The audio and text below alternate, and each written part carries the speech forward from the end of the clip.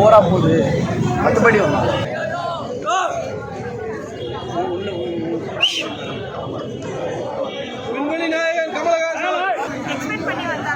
ரொம்ப நல்லா இருக்கு நல்லா இருக்கு வேற லெவல்.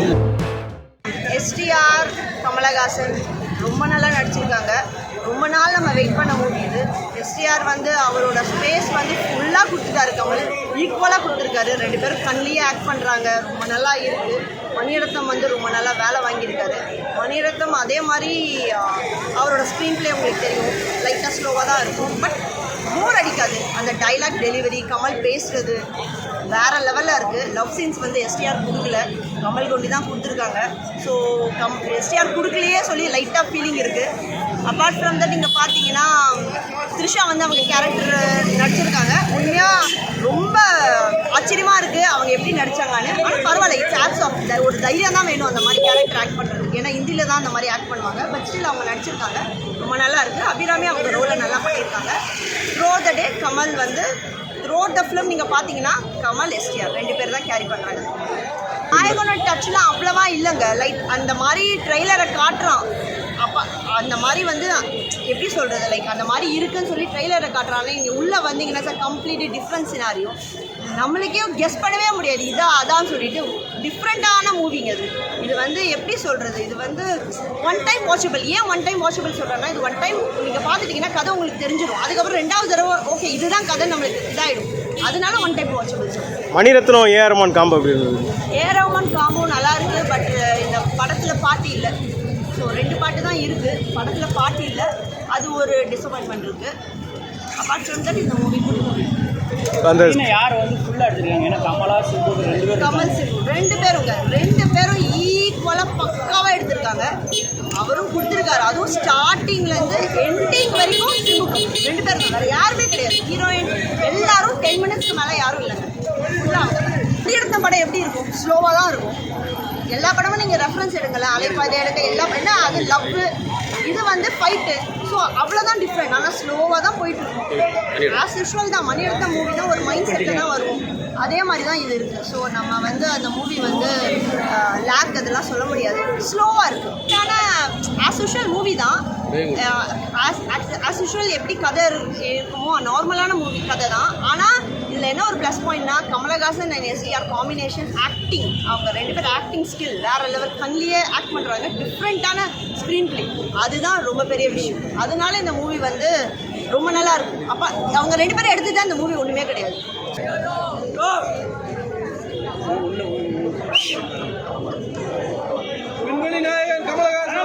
எக்ஸ்பெக்ட் பண்ணி வந்த அளவுக்கு இல்லை. ஸோ ரொம்ப டிசப்பாயின்ட்.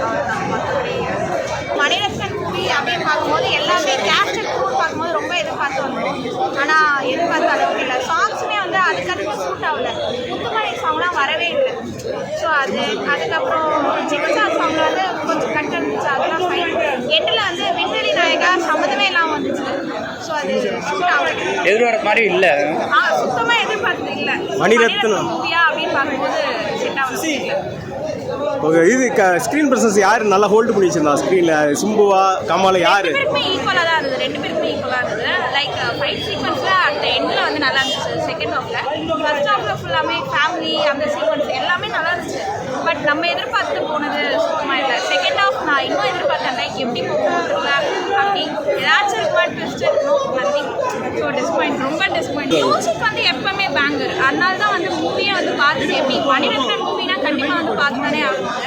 ஆனால் எதிர்பார்த்தது இல்லை, அதனால தான் கொஞ்சம் டிஸ்பாயிண்ட் இல்லை, ஃபுல்லாகவே அதான் டிஸ்பாயிண்ட். அதுதான் வந்து ஈகராக வந்தது. லைக் நான் வந்துட்டேன் ரங்கராய சக்திவேலாம் வந்துட்டாருன்னு தான் வந்தது. ஆனால் அப்படி இல்லை. ஓகே ஃபைன், பரவாயில்ல, பார்த்துக்கலாம். படம் நல்லா இருக்கு, நல்லா இருக்கு, பார்க்கலாம். எஸ்டிஆர் கமலஹாசன் காம்போ வந்து ரொம்பவே நல்லா இருக்கு. பாருங்க, உள்ள வாங்க, உள்ள வாங்க. ஒரு யூனிக்கான கொடுத்துருக்காங்க. மூவில பார்க்க தெரியும். ஆனால் ஃபர்ஸ்ட் டைம் பார்க்கறதுனால அடுத்தது என்னன்ற மாதிரி இருக்கு படம்.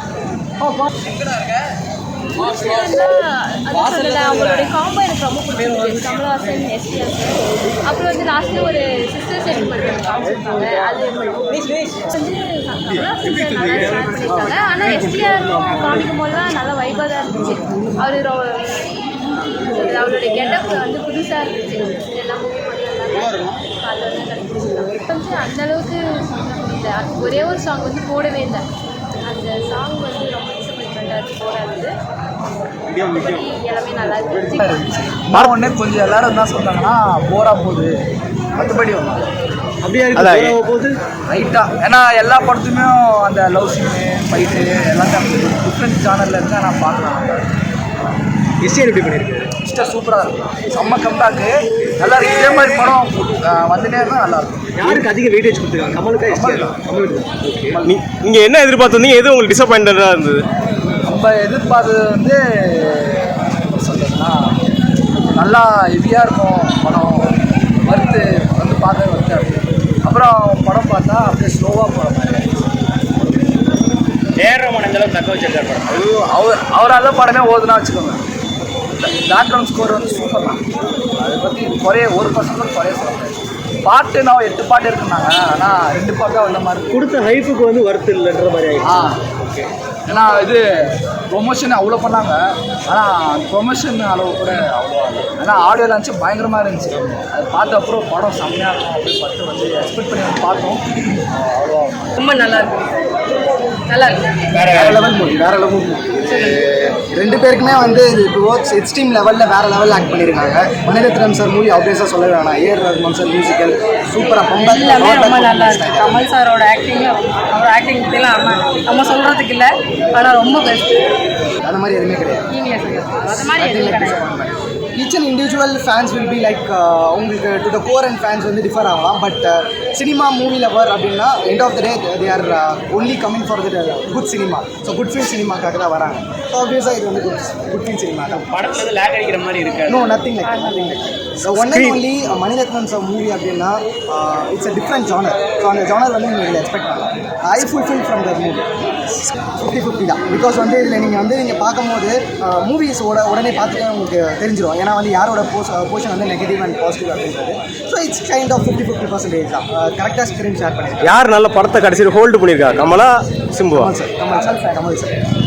மியூசிக் எந்த அளவுக்கு ஏஆர் ரஹ்மான் நினைக்கிறேன் ரொம்ப நல்லா இருக்கு. ரொம்ப நல்லா இருக்கு. விண்வெளி நாயகனுமே வந்து ரொம்ப நல்லா எக்ஸ்பெக்டட் இருக்கு. மூவி. சாங் மட்டும் கொஞ்சம் லாஸ்ட்டாக வந்ததுனால அது என்ஜாய் பண்ண முடியல. கிளைமேக்ஸில் ஆட் பண்ணியிருக்கலாம் விண்வெளி நாயகன். வழக்கம்போல அசிஷுவல் மணிரத்னத்தோட டச் இருக்கா? கண்டிப்பாக இருக்கு. நீங்கள் அந்த டெசர்ட்ஸ்லாம் ஒரு சீன்லாம் இருக்குது, அதெல்லாம் வந்து சூப்பராக இருக்குது. ரொம்ப சூப்பராக இருக்கு.